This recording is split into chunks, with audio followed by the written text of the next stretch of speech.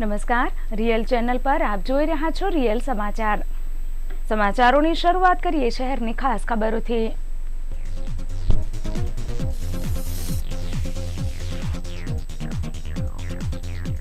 વરાછા વિસ્તારમાં 10 ફૂટ ઊંડો ભૂવો પડતા પાલિકાની કામગીરીની પોલ ખુલ્લી। સવારે ટ્રાફિક જામના દ્રશ્યો સર્જાયા। સુરત રેલવે સ્ટેશને પુરી એક્સપ્રેસમાંથી 2.5 લાખના ગાંજા સાથે 3 ઇસમો પકડાયા।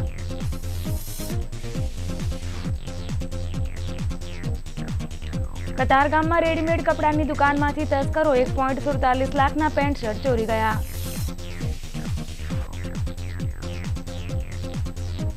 શહેરમાં નિર્માણાધીન બ્રિજ સાઇટ ઉપર પાલિકા કમિશનરનો રાઉન્ડ। શેડ્યુલ મુજબ કામ કરવા એજન્સીને તાકીદ।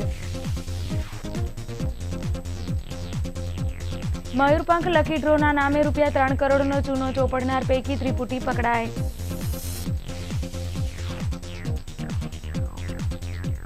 રતન માર્કેટના કાપડ વેપારી સાથે દિલ્હીના વેપારીએ કરી ₹16.95 લાખની છેતરપિંડી।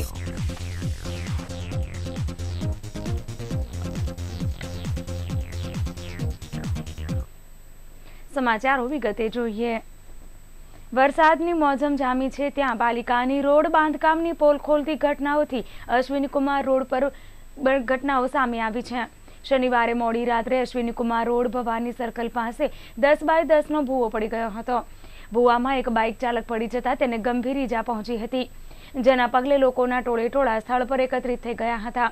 જ્યારે આજે મોડી સવાર બાદ આ ભૂવાની દરકાર સુરત પોલીસ અને પાલિકા કર્મચારીઓ દ્વારા લેવામાં આવી। ભૂવાના કારણે ભવાની સર્કલ ઉતરતા બ્રિજ પર ભારે ટ્રાફિક જામ થઈ ગયો હતો।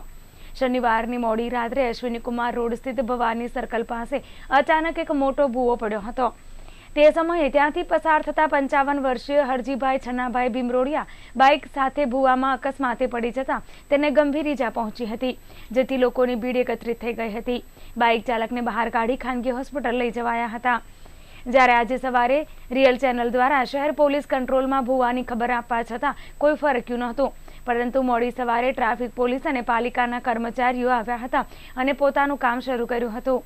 જ્યારે ભવાની સર્કલ નજીક કતારગામ તરફ જતો બ્રિજ ઉતરે છે, જ્યારે આજે ભૂવાની કામગીરી દરમિયાન રસ્તો બંધ કરી દેવામાં આવતા કતારગામ વિસ્તારમાંથી વરાછા તરફ આવતા લોકોને મોટી તકલીફ પડી હતી।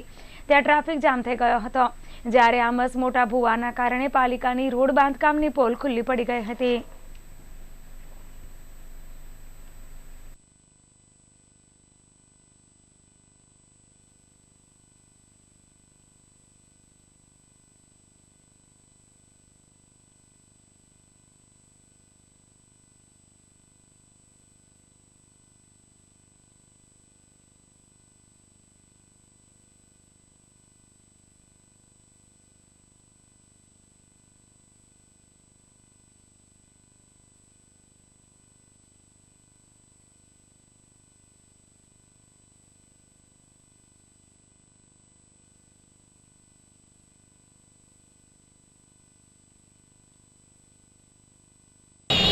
ગઈકાલે રાત્રે 11 વાગે આ અલકાપુરીથી અશ્વિનીકુમાર એટલે જે ઝડફિયા સ્કૂલ છે એ બાજુ આવતો રસ્તો છે, અને બ્રિજ ઉતરતા જ એક બહુ મોટો ભૂવો ગઈકાલે રાત્રે 11 વાગે પડી ગયો હતો।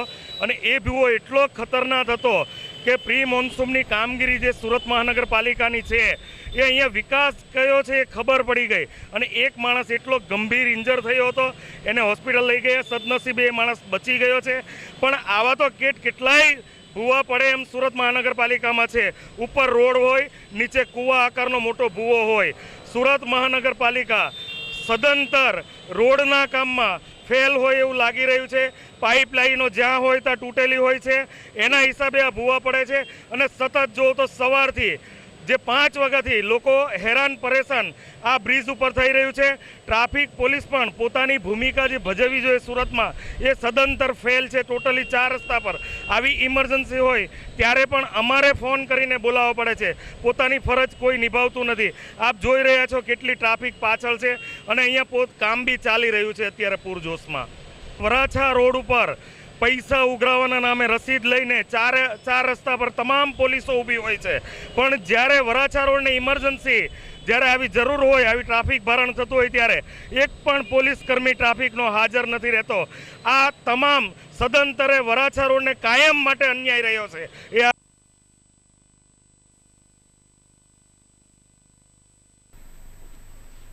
પુરીથી અમદાવાદ જતી પુરી એક્સપ્રેસ ટ્રેનમાં ઓરિસ્સાના ગંજામથી ₹2,55,000ની કિંમતનો ગાંજાનો જથ્થો લાવી સુરત રેલવે સ્ટેશન પર ઉતરેલા 3 શખ્સોને સુરત રેલવે પોલીસે ઝડપી લીધા.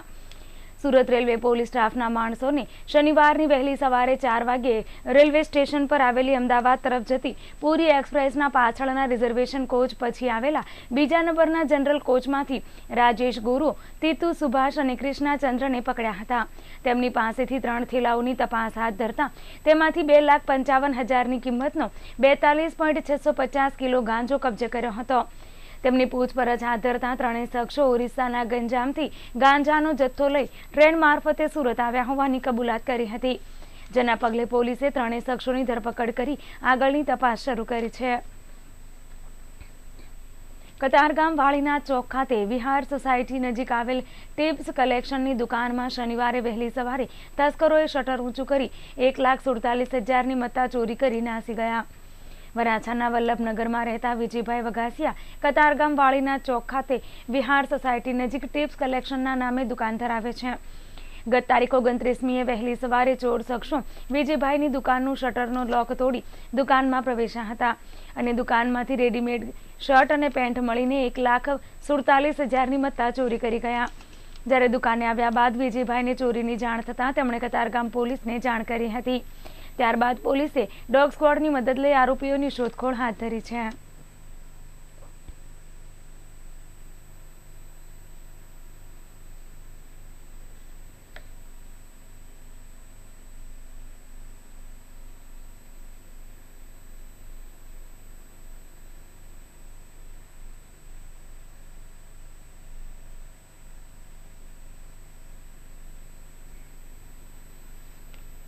સુરત પાલિકાના હાલમાં વિવિધ બ્રિજની કામગીરી ચાલી રહી છે, જેની પાલિકા કમિશનર એમ થેન્નારાસને સ્થળ પર મુલાકાત લીધી હતી અને કયા બ્રિજનું કામ કયા લેવલ પર ચાલી રહ્યું છે તેની જાણકારી લીધી હતી. પાલિકા કમિશનર દ્વારા દર મહિને બ્રિજની કામગીરીનો રિપોર્ટ અને સ્થળ મુલાકાત લેવામાં આવે છે, જેના પગલે શનિવારે મ્યુનિસિપલ કમિશનર દ્વારા હાલમાં ચાલી રહેલા વિવિધ બ્રિજોની કામગીરીની મુલાકાત લેવાઈ હતી, જેમાં cable straight bridge, court building, સરદાર બ્રિજ, જિલ્લાની માનસરોવર બ્રિજને સ્થળ વિઝિટ કરી હતી. જેમાં વિઝિટ બાદ કામગીરી ઝડપથી આગળ વધારવા સૂચના આપી હતી. ખાસ કરીને જિલ્લાની બ્રિજની કામગીરી ઝડપથી આગળ વધારવા જણાવ્યું હતું.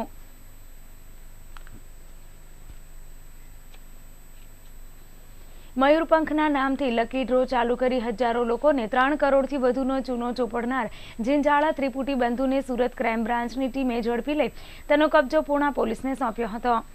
સુરત ક્રાઇમ બ્રાન્ચની ટીમે બાતમીના આધારે વરાછા હીરાબાગ 4 રસ્તા પાસે આવેલી રાધે ટી સેન્ટર નામની ચાની હોટલ પાસેથી ઠગાઈના ગુનામાં નાસ્તા ફરતા આરોપી નરેશ જિંજાળા, તેનો ભાઈ ધીરુ અને ભાવેશને ઝડપી લીધા. આ જિંજાળા ત્રિપુટીએ પૂણા બોમ્બે માર્કેટ રોડ સ્થિત સમર્થ કોમ્પ્લેક્સના બીજા માળે દુકાન નંબર 205માં મયુરપંખના નામે લકી ડ્રોની ઓફિસ ખોલી હતી અને હજારો લોકોને લલચાવી હજારો લોકો પાસેથી આશરે 3 કરોડથી વધુની રકમ પડાવી લઈ ઓફિસ બંધ કરી ભાગી છૂટ્યા હતા. તેમના દ્વારા કરાયેલી છેતરપિંડી મામલે તેમના વિરુદ્ધ પૂણા પોલીસ મથકમાં ફરિયાદ નોંધાઈ હોય સુરત ક્રાઇમ બ્રાન્ચની ટીમે આરોપીઓનો કબજો પૂણા પોલીસને સોંપ્યો હતો.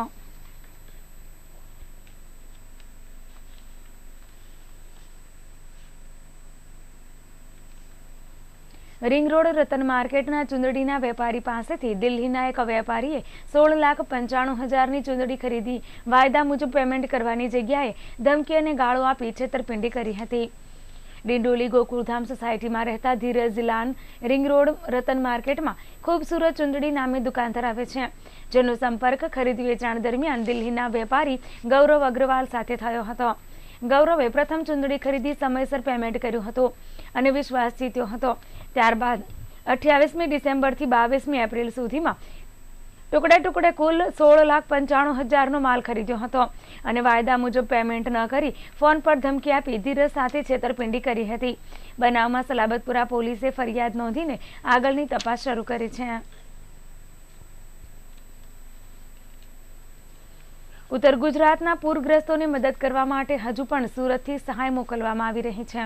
કતારગામ સિંગણપોર રોડ પર આવેલી નારાયણનગર સોસાયટી સહિતની સોસાયટીઓ દ્વારા શ્રી કૃષ્ણ ગ્રુપની આગેવાનીમાં પૂરગ્રસ્તોની સહાય માટે કીટ તૈયાર કરવામાં આવી હતી. શ્રી કૃષ્ણ ગ્રુપની રજૂઆત બાદ સોસાયટીના રહીશોએ પોતાનાથી જેટલી બને તેટલી સહાય કરવા આગળ આવી ગયા હતા. કપડાની સાથે અનાજની કીટ તૈયાર કરી હતી. 4 દિવસની તૈયારી બાદ આજે શ્રી કૃષ્ણ ગ્રુપની આગેવાનીમાં કપડાં અને અનાજની 200થી વધુ કીટ પૂરગ્રસ્તોની મદદ માટે રવાના કરી હતી. પૂરગ્રસ્તોની મદદ માટે સમગ્ર સુરતના લોકોએ આગળ આવી સહાય કરવાનો પ્રયાસ કર્યો છે. આજે પણ પૂરગ્રસ્તો માટે સહાય કીટ સાથે ટ્રકો રવાના કરાઈ હતી.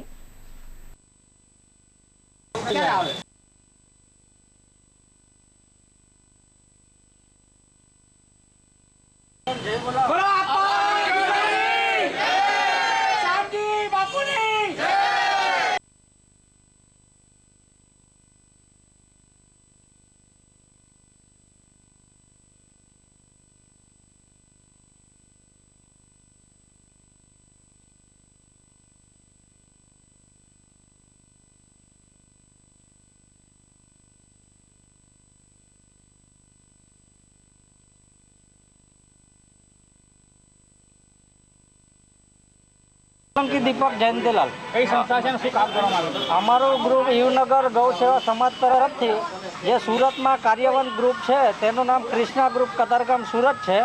અહીંયા અમારા અંડરમાં 80થી 100 સભ્યો છે. જે પૂરગ્રસ્ત સ્થિતિ બનાસકાંઠામાં ઉત્પન્ન થઈ છે તેના સેવાર્થે અમે બધા ગ્રુપના માનવંતા સભ્યોએ નક્કી કર્યું કે આપણે ત્યાં અનાજ કરિયાણાની કીટો આપી શકીએ. એ બદલ અમે આ છેલ્લા 4 દિવસથી તૈયારી કરી રહ્યા હતા અને અમારા દરેક સભ્યોના સાથ સહકારથી આજે કાર્ય પૂરું પાડવા અમે જઈ રહ્યા છીએ કે જેના હસ્તક અમારા બધા ગ્રુપના સભ્યો વતી તથા મીડિયા વતી હું દરેક ચેનલનો તથા દરેક મીડિયા અધિકારીઓનો અને અમારા સભ્યોનો ખૂબ ખૂબ આભાર માનું છું. અનાજની સાથે શું આપવામાં આવ્યું? અનાજની કીટમાં જો એવું છે 5 કિલો લોટ છે, હળદર છે, ધાણા જીરું છે, મરચું છે, 1 લીટર તેલ છે. તે સિવાય પણ અન્ય સામગ્રી જેમ કે ગાદલા, ગોદડા, કાપડ, નાના છોકરાના કપડાં, એ બધું જ અમને જેટલું ભગવાને અમને બુદ્ધિ આપી એટલું અમે આમાં તૈયાર કરેલું છે. હવે આ કતારગામ અમારા યુવક મંડળ દ્વારા આયોજિત કરવામાં આવેલું છે અને આજુબાજુના નારાયણનગરથી માંડી ખોડિયારનગર બધાના આજુબાજુના બૈરાઓ પણ અહીંયા જૂના કપડાં છે, નવા કપડાં છે એ પણ અહીંયા આપવા આવ્યા છે અને કીટ અહીંથી અમારે 200 કીટ તૈયાર કરવામાં આવી છે.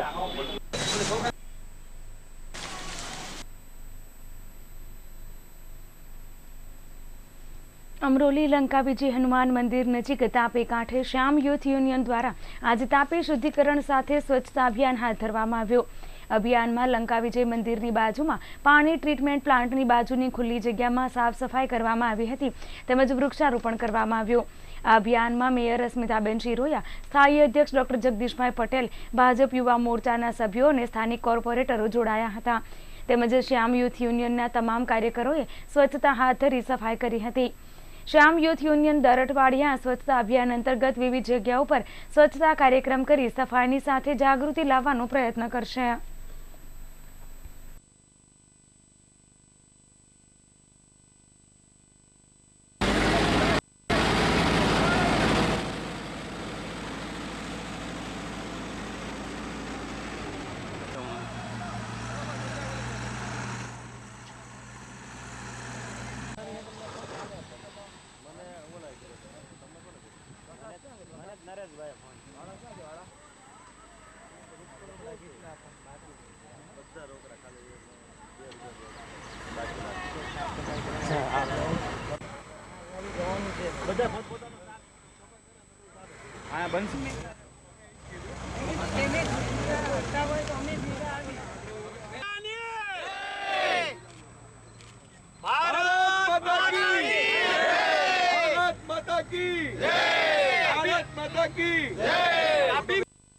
અમારો જે અત્યારે જે ધ્યેય છે કે અમારો જે કતારગામની અંદર ગુજર ક્ષત્રિય કડિયા સમાજ જે છે તેમનું અમે એક શ્યામ યુથ યુનિયન ટ્રસ્ટ ચલાવીએ છીએ, જેમના હું પ્રમુખ છું. અને અમારો એક એવો હેતુ છે જે સ્વચ્છતા અભિયાન અને જે ઝાડ રોપણનો જે કાર્યક્રમ આજનો રાખેલો છે તો એની અંદર અમારા ગુજર ક્ષત્રિય કડિયા સમાજના દરેક જે ભાઈઓ યુવાનો છે અત્યારે હાલમાં એ અમે બધા જોડાણા છીએ અને આ કાર્ય આગળ બી અમે નેક્સ્ટ ટાઈમ જે વસ્તુ છે કે આ બધા અમને સાથ સહકાર જે એસએમસી કે જે અમારા આજુબાજુના એરિયાના કોર્પોરેટરો કે નાનુભાઈ વઢાણી જે બધા લોકો સાથે અમને સાથ સહકાર આપે છે અને અમારો એ લક્ષ્ય છે કે ગુજ્જર ક્ષત્રિય કડિયા સમાજ કતારગામની અંદર જે કાંઈ નાનું મોટું દર વખતે જે સ્વચ્છતા અભિયાન છે એની અંદર જોડાય. શ્યામ યુથ યુનિયન દ્વારા જે કાર્યક્રમ આયોજન કર્યું છે, અમારા મંડળનો હેતુ એવો જ છે કે કોઈ નાત જાત નહીં, સામાજિક લેવલે ભારતીય જનતા પાર્ટીને સાથે રાખીને એમના જે મોટા બાયંદર રાજ્ય કક્ષાના મંત્રી નાનુભાઈ વાનાણી છે, પછી અન્ય જે એસએમસીમાંથી સાહેબોશ્રી છે તથા મેયરશ્રી છે, બધાને સાથે લઈને એક એવું અભિયાન અમે ઉપાડીએ છીએ કે લોકોને એક દ્રષ્ટાંત બની જાય કે આગળના સમયની અંદર સ્વચ્છતામાં એટલી બધી જાગૃતતા આવે કે જે નરેન્દ્રભાઈ મોદીએ જે કાર્યક્રમનું પ્રોત્સાહન આપ્યું છે એના નેતૃત્વની અંદર અમે આગળ ચાલવા માંગીએ છીએ અને આ જ રીતે અમે આવા સમાજને અનેક કામ કરવા માંગીએ છીએ સેવાના.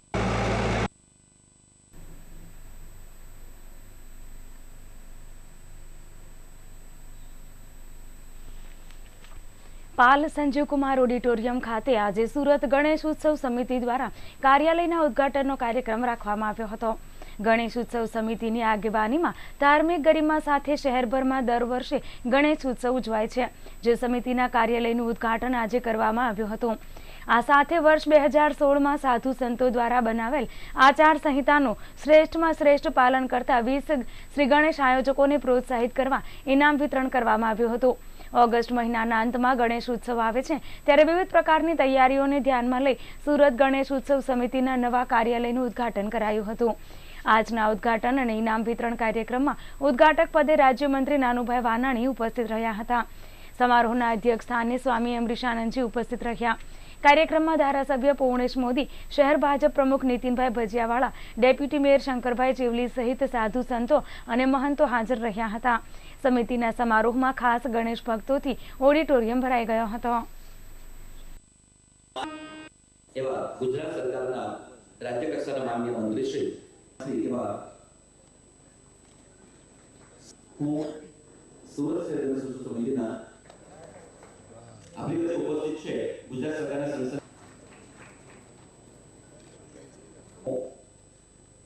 અજયભાઈ પટેલ, રાજુભાઈ ઉનાળા અને આપણે વચ્ચે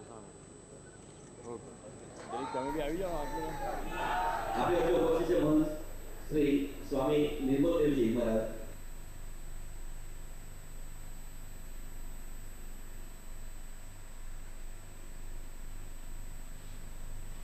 અમરોલીમાં શનિવારની સાંજે પાટીદાર સંકલન સમિતિની યુવા જાગૃતિ માટે એક સરદાર સભાનું આયોજન કરવામાં આવ્યું હતું, જેમાં અનામત આંદોલનને લઈ સમાધાન નામે કેવી રીતે રાજકારણ રમવામાં આવે છે તે અંગે યુવાનોને જાગૃત કરાયા હતા.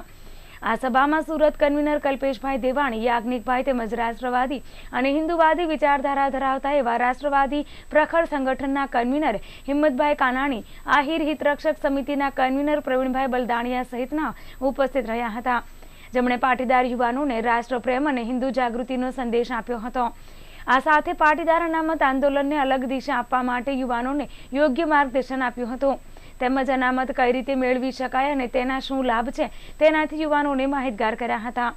આ સભામાં અનામત આંદોલનને લઈ સમાધાનના નામે જે રાજકારણ રમવામાં આવે છે તે અંગે યુવાનોને જાગૃત કરાયા હતા. સભામાં પાટીદાર યુવાનોએ રસપૂર્વક પણ ભાગ લીધો હતો. હવે જોઈએ સૌરાષ્ટ્ર રાજ્ય અને દેશ વિદેશના મુખ્ય સમાચાર.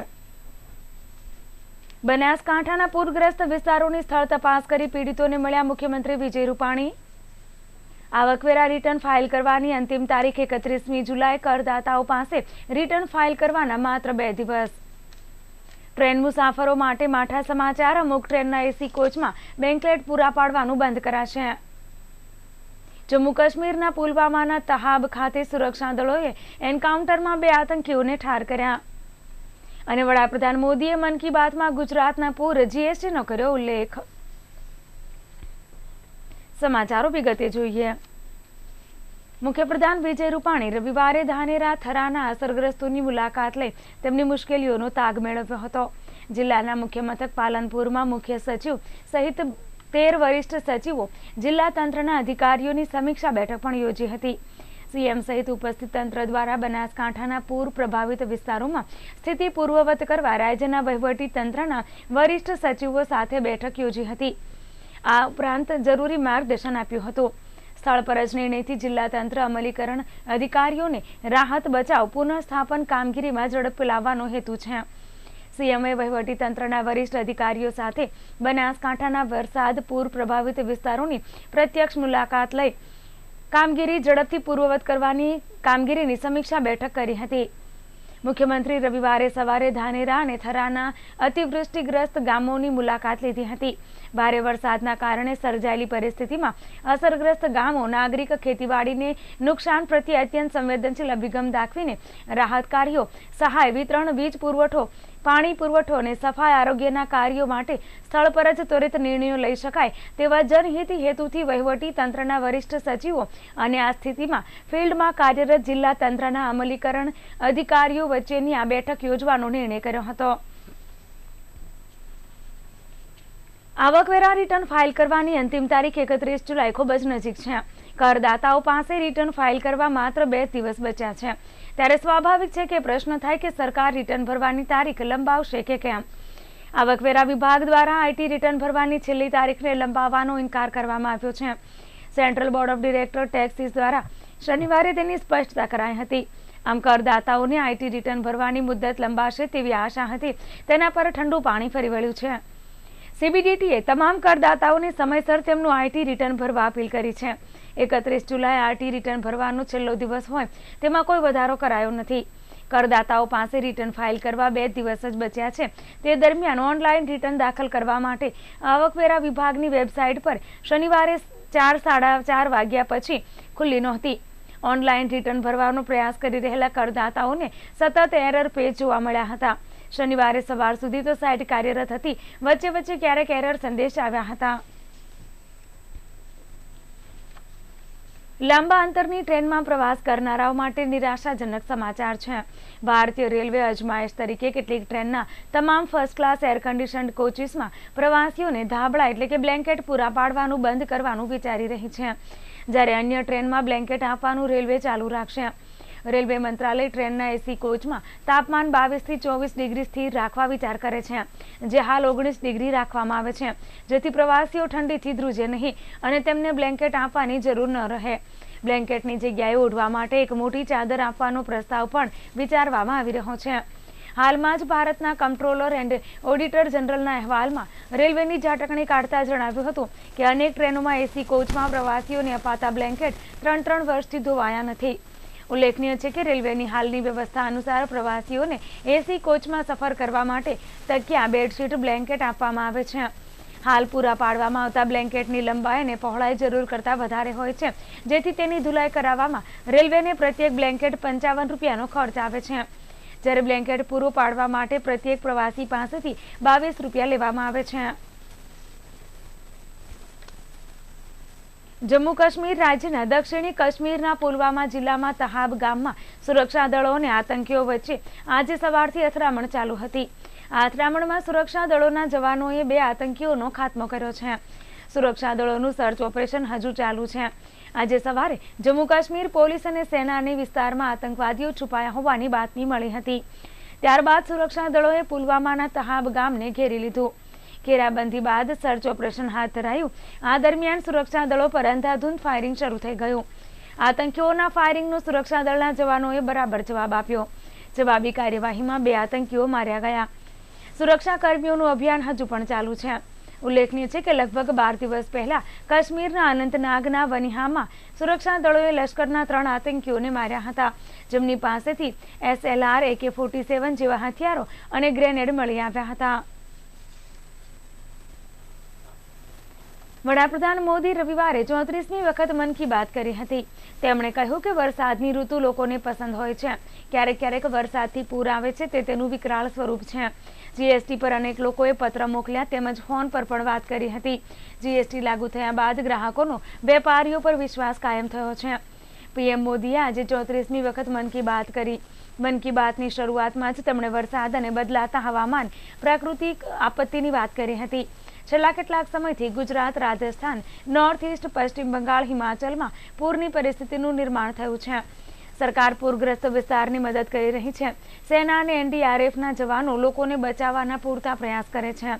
પૂરના કારણે ખેડૂતોને પણ નુકસાન થયું છે. તો જીએસટી અંગે બોલતા પીએમ મોદીએ જણાવ્યું કે મન કી બાતમાં મારાથી વધારે તૈયારીઓ જનતા કરે છે.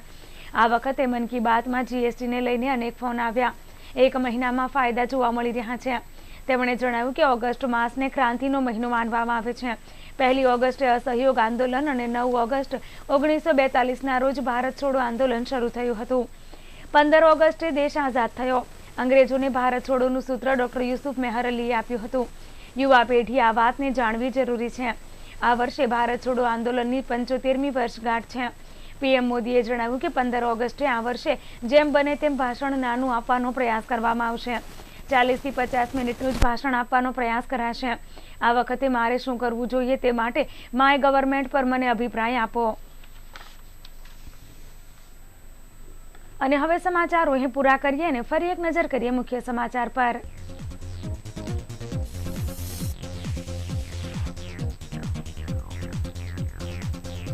વરાછા વિસ્તારમાં 10 ફૂટ ઊંડો ભૂવો પડતા પાલિકાની કામગીરીની પોલ ખુલ્લી. સવારે ટ્રાફિક જામના દ્રશ્યો સર્જાયા. સુરત રેલવે સ્ટેશને પૂરી એક્સપ્રેસમાંથી 2.5 લાખના ગાંજા સાથે 3 ઇસમો પકડાયા.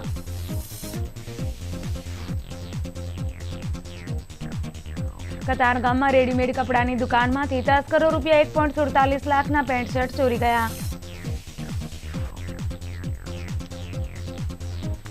શહેરમાં નિર્માણાધીન બ્રિજ સાઇટ પર પાલિકા કમિશનરનો રાઉન્ડ. શેડ્યુલ મુજબ કામ કરવા એજન્સીને તાકીદ. મયુરપંખ લકી ડ્રોના નામે ₹3 કરોડનો ચૂનો ચોપડનાર પૈકી ત્રિપુટી ઝડપાઈ.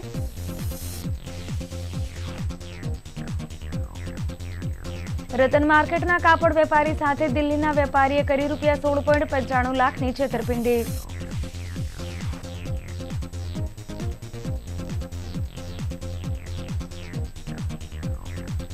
રિયલ સમાચારમાં અત્યારે બસ આટલું જ. ફરી મળીશું. નમસ્કાર.